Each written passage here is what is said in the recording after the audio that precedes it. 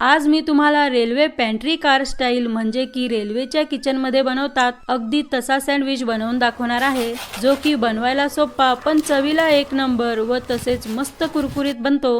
तर चला मग हे सँडविच कसं बनवतात ते पाहूया। तर त्यासाठी सर्वात अगोदर आपल्याला हवंय उकडलेला बटाटा। इथं मी एक मोठा व एक मीडियम उकडलेला बटाटा घेऊन त्याला किसून घेत आहे। याच्यात जवळपास 5 ते 6 सँडविच बनतात, त्यामुळे तुम्हाला सँडविच किती बनवायचे आहेत त्या हिशोबाने बटाटा घेऊन हाताने कुस्करून किंवा असं किसून घ्यायचं। मग त्यानंतर यात आपल्याला काही भाज्या घालायच्या आहेत, म्हणजे की बारीक चिरलेली एक सिमला मिरची व बारीक चिरलेला एक लहान कांदा आणि किसलेलं थोडं गाजर व तसेच बारीक चिरलेली थोडी बीन्स। याच्या व्यतिरिक्त तुम्हाला इतर कोणत्या भाज्या वापरायच्या असतील तर ते सुद्धा वापरू शकता। आता यात बारीक चिरलेल्या 2 हिरव्या मिरच्या व त्यानंतर थोडीशी कोथिंबीर टाकून साधारण 3 ते 4 चमचे कॉर्नफ्लोअर टाकायचं आणि शेवटी चवीपुरतं मीठ टाकून या सर्व जिन्नसांना मिसळून एकजीव करायचं आहे। आणि हो, जर तुम्हाला तिखट खायला आवडत असेल तर याच्यात तुम्ही लाल तिखट पण घालू शकता। तर असं व्यवस्थित मिसळून एक प्रकारचं कणिक बनवल्यासारखं बनवायचं।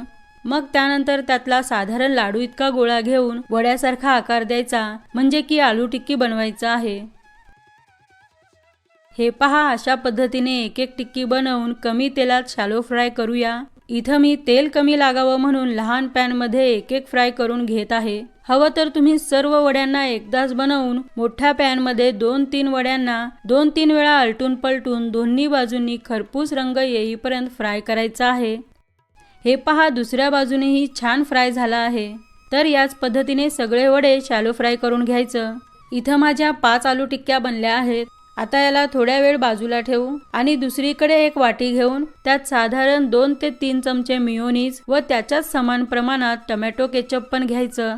मग त्यानंतर त्यात अर्धा चमचा चाट मसाला व अर्धा चमचा ओरिगेनो टाकून मिसळून घेऊया। जर तुमच्याकडे ओरिगेनो नसेल तर फक्त चाट मसाला वापरला तरी चालेल। तर इथं आपलं हे मिश्रण तयार आहे। आता याला थोडं बाजूला करून ब्रेड घेऊया। इथं मी व्हाईट ब्रेड वापरत आहे, याऐवजी तुम्ही ब्राऊन ब्रेड देखील घेऊ शकता।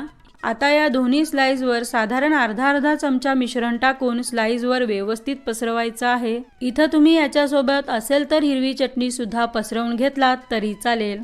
आता एका स्लाइसवर किसलेलं चीज ठेवून घेऊ। हवं तर तुम्ही इथं चीज थोडंफार कमी किंवा जास्त आवडीनुसार ठेवून त्याच्यावर शॅलो फ्राय केलेली एक टिक्की ठेवायची। मग त्यानंतर त्याच्यावर दुसऱ्या ब्रेडचा स्लाइस ठेवूया। तर इथं मी तुम्हाला एक सँडविच बनवून दाखवला आहे। याच पद्धतीने सर्व बनवून भाजायचं आहे। तर त्यासाठी एखादा पॅन किंवा तवा गॅसवर ठेवून त्याला शक्य असेल तर बटरच लावण्याचा प्रयत्न करा, कारण की त्यामुळे सँडविच जास्त चवदार लागतो। अन्यथा तुम्ही तेल किंवा तूप दोन्ही बाजूने लावून खरपूस रंग व मस्त कुरकुरीत बनेपर्यंत भाजायचं। अगदी व्हिडिओत पाहताय ना तसा रंग आला पाहिजे। तर असा सर्वात सोपा आणि घरच्या घरी कमी साहित्यात बनणारा साधा पण चवीला मस्त असा कुरकुरीत सँडविच एकदा नक्की बनवून पहा। चला तर मग पुन्हा भेटू एका नवीन रेसिपी सोबत।